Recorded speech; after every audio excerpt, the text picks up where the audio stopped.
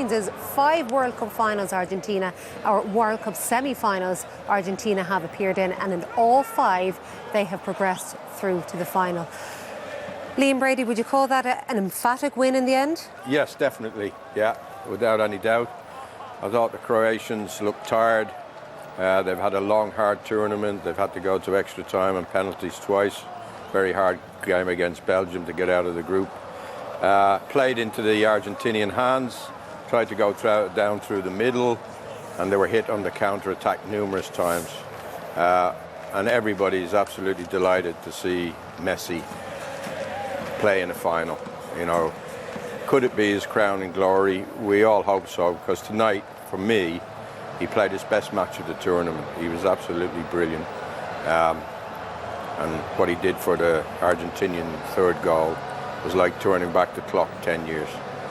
Oh, he's still the man. Look at that. And the crowd absolutely lapping it up there. There you go. Confirmation. Argentina through to the final again. Remember, they, of course, haven't won since 1986, when that other famous Argentinian, Diego Maradona, was so crucially involved. But who are they going to play? It's France against Morocco in the second semi-final tomorrow.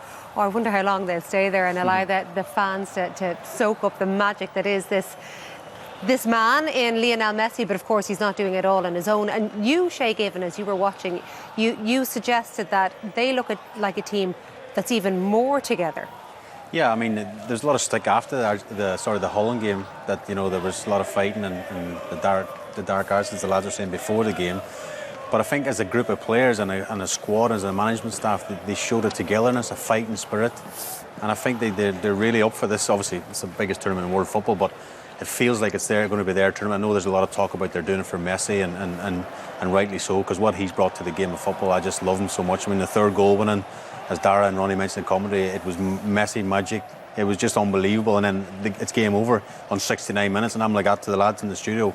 Why not take him off? I'll get the biggest bit of cotton wool out of the physio bag, wrap him up, you know, until Sunday. It was very strange. It was strange they stayed on, but he's just absolutely brilliant to watch.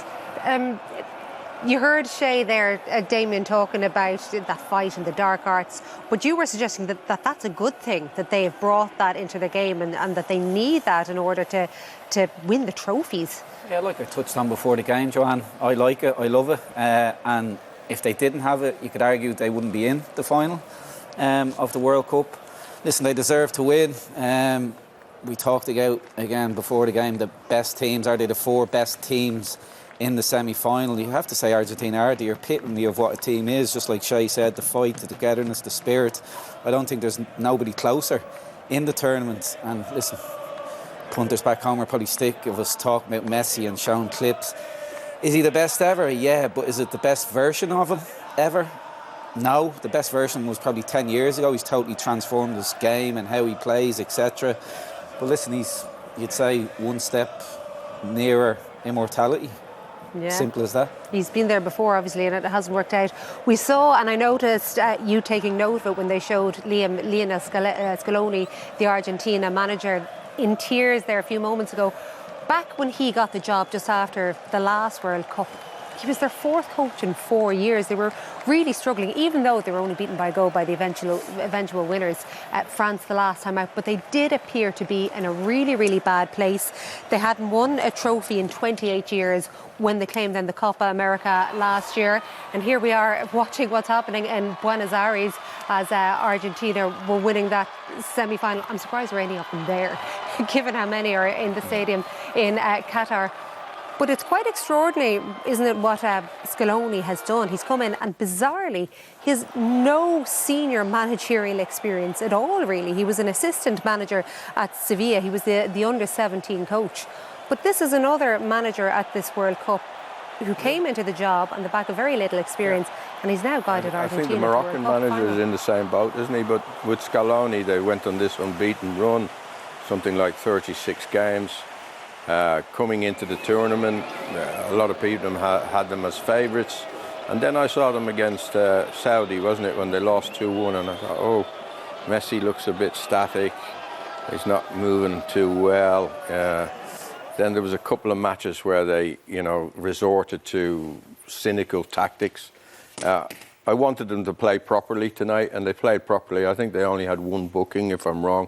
They didn't make any horrible tackles or didn't get into arguments. They really played properly. And the lad McAllister, we talked about him before the game started. You know, he didn't start the tournament. Alvarez didn't start the tournament. So they've had these players like grow into the team, and you know they were really, really good tonight, and they didn't have to resort to any cynical tactics. They were great.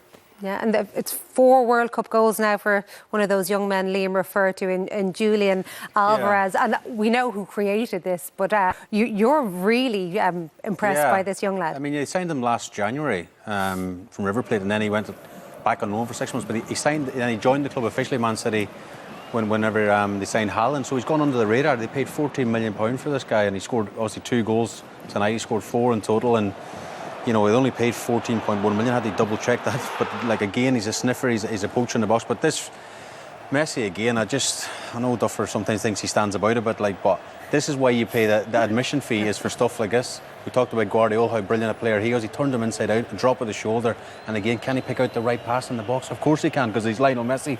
He can do anything he wants with the ball. Honestly, this is just a special talent, and we're privileged. Me and Duffer were lucky enough to play against him. And this is just magic again. That guy's one of the best defenders in the tournament. He's turned them inside out. It just shows you can be any size to play the game of football. You know, he's only 5'5", and I don't know what he weighs, but he's just turned probably the best defender of the tournament inside out there. He's marvellous. Duffer? Yeah, listen, Joanne, Shay loves quoting what myself and Liam said all night. There he's at it again.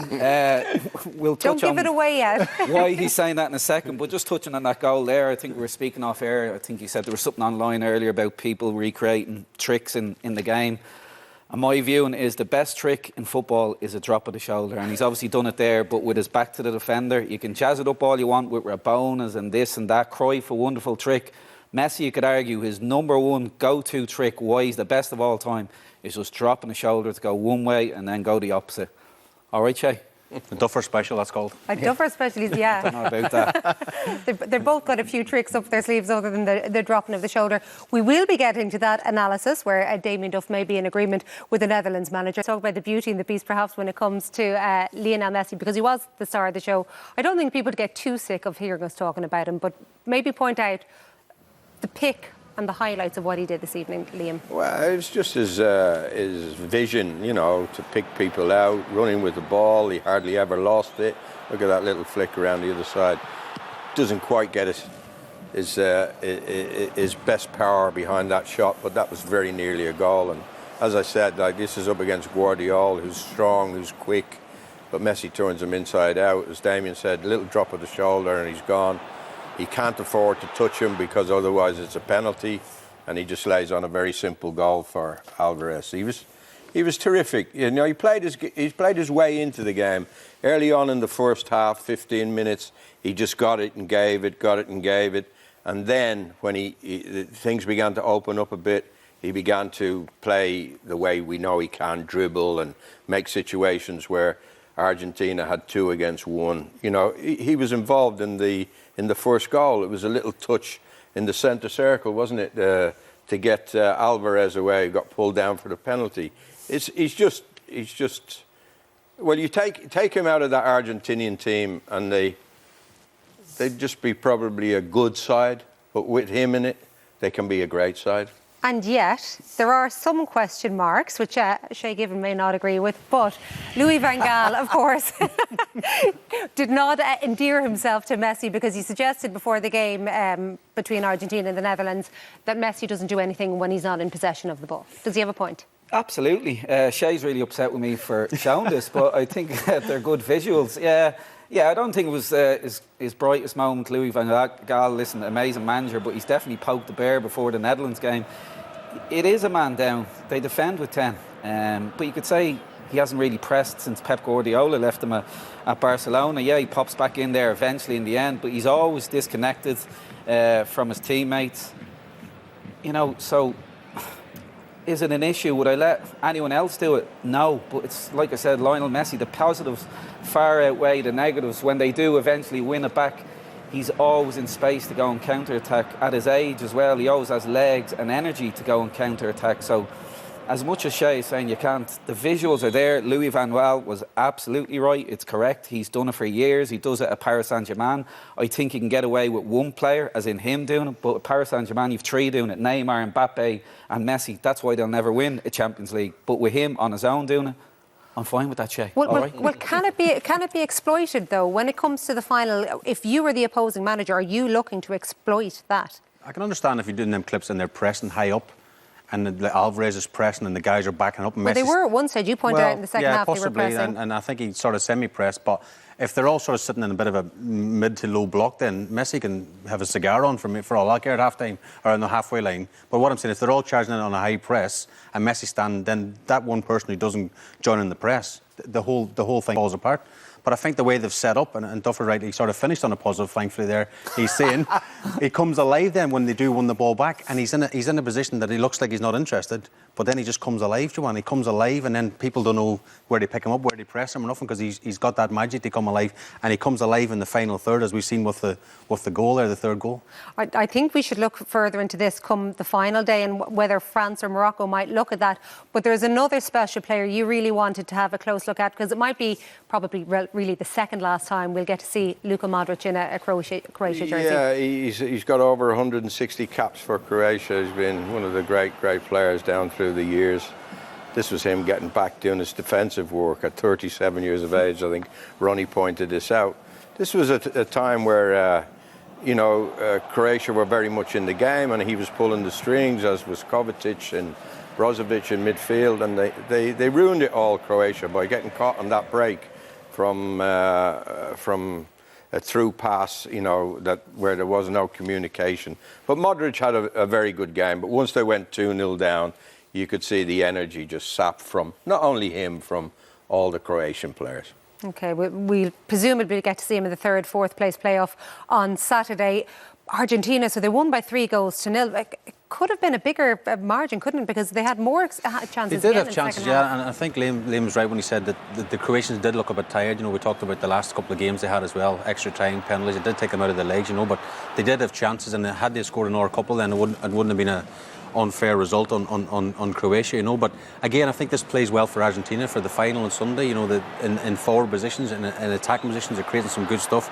Messi again, he just didn't get hold of that one. I think he kicked it into the ground, I think, Joanne. But he'll be happy, he'll be buzzing. I think last year when they won the Copa America, I think there's a bit of a cloud lifted over Argentina. The sort of pressure, it seems like, sort of relaxed a bit. And now, Messi picked up a major trophy for his country.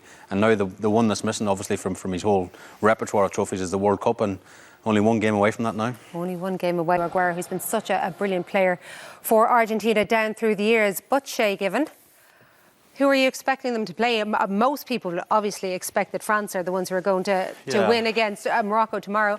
But most people didn't expect Morocco to get to where they were. No, it's amazing what Morocco have done. I mean, France, for me, will probably be in the final with Argentina. I think that's putting it mildly. I mean, this is the goals from the weekend. This was a 50-50 game against England, I felt. France took their chances and of course England didn't, and maybe could have had another penalty perhaps, when Harry Kane got fouled as well. But this is a brilliant ball in from Griezmann, and what a header from Giroud, who obviously out in front now, the all-time French goal scorer. But with that sort of strike force with Griezmann, Giroud, Dembele and Mbappe, who 5 goals scored this tournament as well. I can't see any other team being in the final than France come Sunday. Just before we move on, we haven't asked your opinion on that England game. Would you, as a goalkeeper, blame Jordan Pickford for that? I don't know if I'd blame him, but I think he could have moved his feet a bit quicker. I think, looking back in the cold light of day, I think, could have maybe took another step and then drove and got a good hand on it, because I think he could see it from a long way, so I'd be disappointed, I think. Another man writes off Morocco, despite the fact that they appear to have the best defence in the competition. They do. The only goal they conceded, Joanne, was an own goal. What the manager's done since I think he took over in August this year, incredible. The way he's got them set up. Listen, they'll frustrate France tomorrow. There won't be an awful lot of space, especially for Mbappe to run in behind.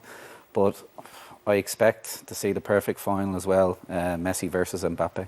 Speaking of Mbappe, like you talked about poking the bear, Kyle Walker, most people felt did pretty well on this man. Of course, was the star of the World Cup final 4 years ago. Is he going to come back more determined than ever, Liam? Well, he's got another difficult opponent tomorrow in Hakimi, his teammate at Paris Saint-Germain, who's having a great tournament. at right back. He's probably the best right back in the tournament.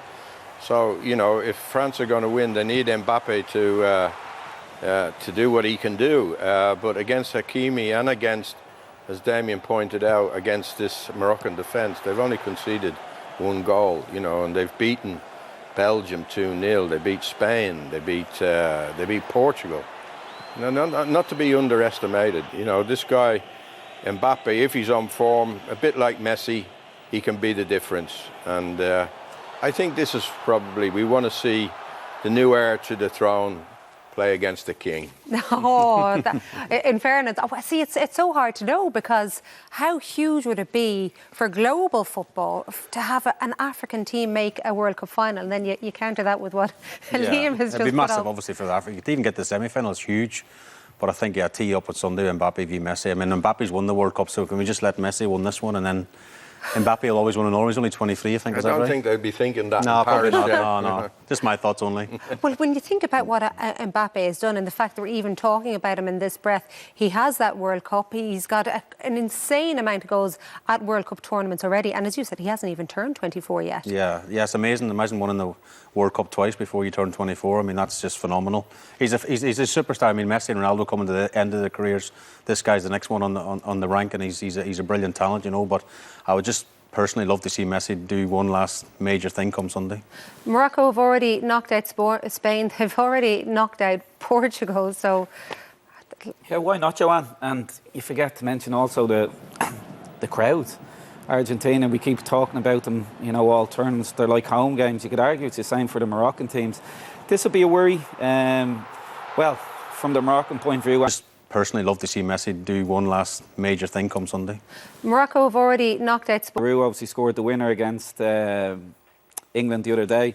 Don't deal well with crosses, so either way, they'll need to work on that in the training ground. But yeah, it just shows for me how good Messi is. The best version of Messi when he was, 23, 24, 25 maybe. Mbappe doesn't lace his boots. You said Mbappe wouldn't lace his boots. The best version of Messi, Mbappe still doesn't touch Messi. That's how good Messi was. That's what I'm saying. Was the best version. When was that? When he was 23, 24? But you're saying that a current Mbappe doesn't even come close to Messi at his peak? Messi's the best ever. But it sounds like you're suggesting by some distance. Yeah. Yeah, would you go along with that? That's an amazing statement to I make. would go along with that with Damien. That's yeah, the most sense definitely, Damien spoke tonight. Yeah, if you remember Messi from his time at Barcelona with Pep Guardiola and the team that he has there, and how fantastic he was, and winning Champions League. Yeah, you know, I watch Mbappe. I remember Messi from those days. I agree with Damien. Okay, that might be a bit of a first for this evening as well. Anyway, thank you very much.